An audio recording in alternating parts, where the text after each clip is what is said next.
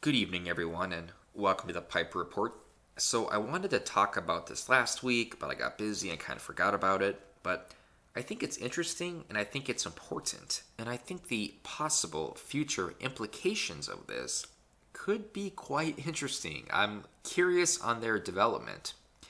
So, for those who don't know, a judge ruled that Trump cannot block people on his Twitter.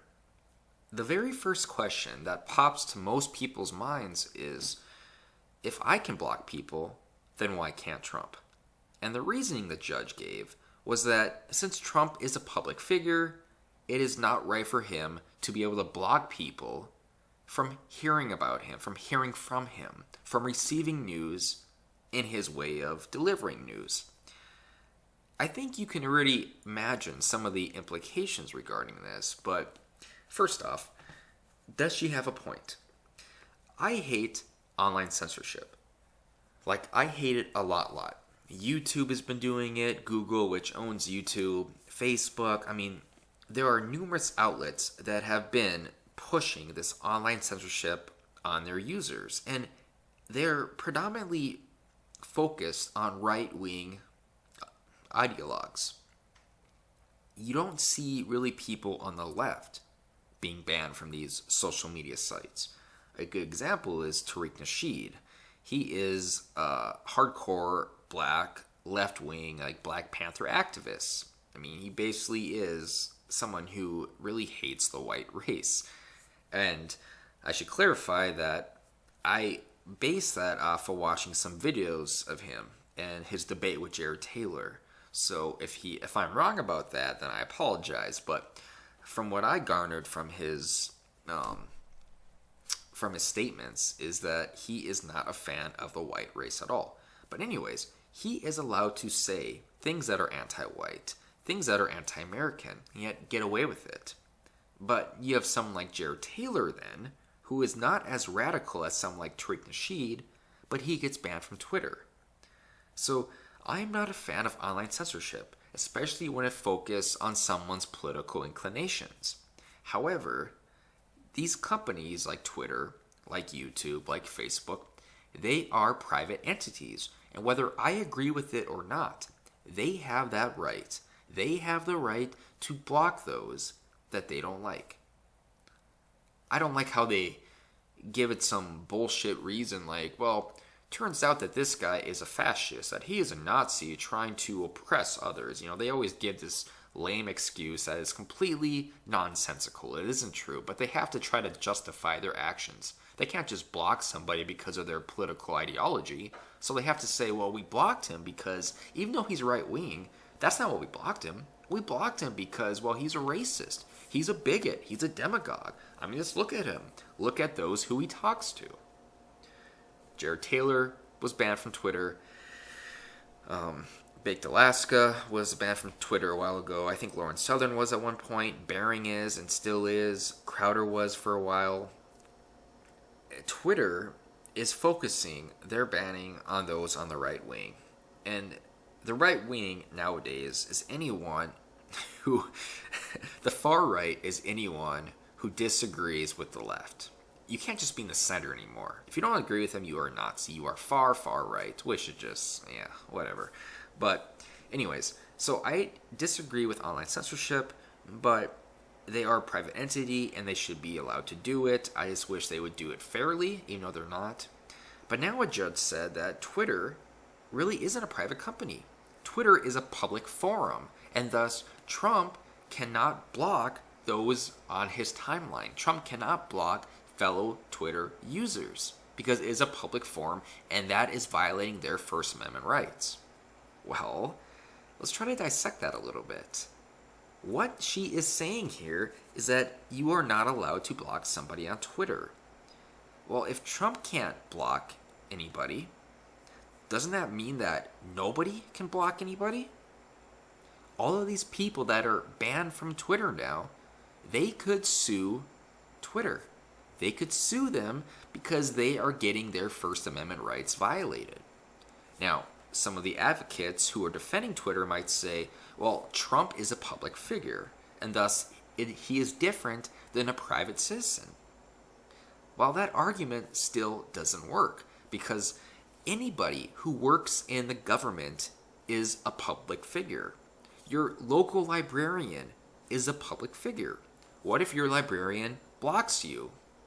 Can you sue her then? Is she violating your First Amendment rights? So when she made this announcement, she made this ruling that Trump is a public figure and thus public figures cannot ban those on Twitter. They cannot block those on Twitter from reading their timelines. She has opened the door, like hugely opened the door for a lot of shit that is going to be raining down on Twitter. Jared Taylor, who is the founder of American Renaissance, he will probably be suing Twitter soon. I think he already is, actually. There are going to be numerous other people, especially people on the right, that are going to sue Twitter now because Twitter is violating, based on this judge ruling, their First Amendment rights. This judge has basically created a precedent now that a private entity, a social media private entity site, is now a public forum. And even if she does rule also, or a new judge rules that, well, it only applies to public figures, you still have over 20 million people that work for the federal government and work for state governments. All of those people are classified and categorized as public figures. So how do you work around that? This is going to be very convoluted. How do you also enforce it? Back to my librarian example. If I say she blocks me and I decide to sue her because of that, well, we're going to have to do investigation into it. That's going to cost money. And then even if the investigation does prove that I'm correct and she did block me and she is forced to unblock me, who's to say then she won't block me again the next day? Another investigation ensues. Like, this is a shitstorm that this judge ruled on. I don't think she really understood what she did here. We will see actually now if all of these people that are banned, all these people on the right wing that are banned, even people on the right that I disagree with, like, I'm not a fan of Chris Cantwell, but he has the right to preach his ideology, and his followers and those who like him have the right to listen to what he has to say. The people that don't like him, the people that want him off of social media platforms, their rights do not supersede the rights of others. And that is a big problem here. That is a big problem in our society, is that those on the left, the radical left, the regressive left, they think that their rights supersede those they disagree with. We see this all the times on college campuses, that if a conservative speaker goes to speak, they get protested. And even sometimes, like Milo and Ben Shapiro, they are not allowed to actually speak on campus, either due to riots, due to violent protests, or due to the campus actually deciding that they don't want them there. This mentality that, well, we're right, you're wrong, thus we don't have to listen to you, and you should be blocked, and you should be banned. We should not even be able to stumble across you randomly.